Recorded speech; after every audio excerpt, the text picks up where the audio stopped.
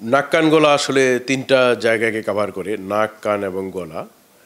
তো গলাটা আবার শ্বাসনালী আবার খাদ্যনালী আছে। নাক কান গলার সমস্যা সারা বছরই কিছু না কিছু থাকে, যেহেতু এগুলো বাইরের এনভায়রনমেন্টের সাথে সরাসরি জড়িত থাকে, কানেক্টেড থাকে। তো এর মধ্যে নাকের সমস্যা যেগুলো হতে পারে সেগুলা হচ্ছে নাক বন্ধ, নাক দিয়ে রক্ত পড়া, নাক চুলকানো, অতিরিক্ত হাঁচি বা মাথা ব্যথা। নাকের সাথে সাথে যদি সাইনোসাইটিস হয়ে থাকে, সাইনাসগুলার ইনফেকশন, সেগুলোর কারণে বিভিন্ন সিমটমগুলো নাক বন্ধ বা যেগুলো বললাম আগে সেগুলো থাকতে পারে, এর সাথে মাথা ব্যথা থাকতে পারে। এগুলো আবার তীব্র প্রদাহ থাকতে পারে।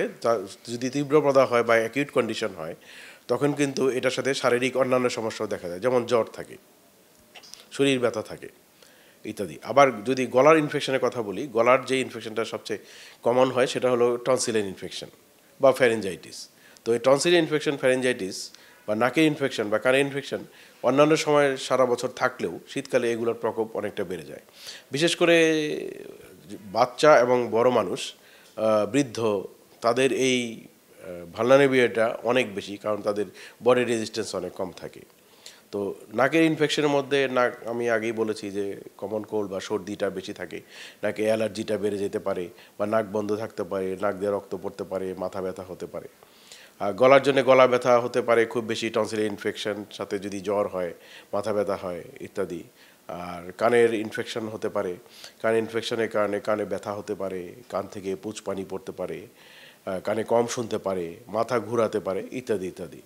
তো আমি আগেই বলেছি যে সারা বছরই এগুলো থাকে, তবে শীতকালে এগুলোর প্রকোপ অনেকটা বেড়ে যায়।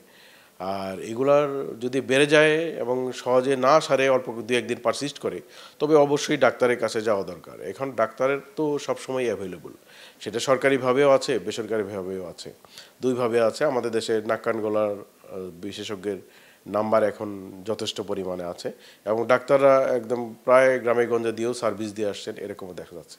কাজে যদি কোনো একটা ইনফেকশন বেশি দিন পারসিস্ট করে, তাহলে অবশ্যই ডাক্তারের পরামর্শ নেবেন এবং সেই অনুযায়ী চলবেন। ডাক্তারের পরামর্শ নিলেন, আবার উনি যে ওষুধপত্র দিলেন সেগুলো আপনি খেলেন না, বা উনি যে আপনাকে সাবধান হতে বললেন সেগুলো আপনি হলেন না, তো তাহলে তো আপনার ইনফেকশন পারসিস্ট করবে এবং অল্প জিনিস কিন্তু আস্তে আস্তে বড় হতে থাকবে এবং আলটিমেটলি এটা হয়তো কোনো কোনো ক্ষেত্রে সার্জারি লাগতে পারে।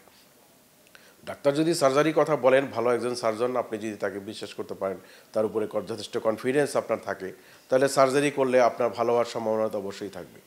তো এই এই হচ্ছে শীতকালের নাক কান গলার ব্যাপার।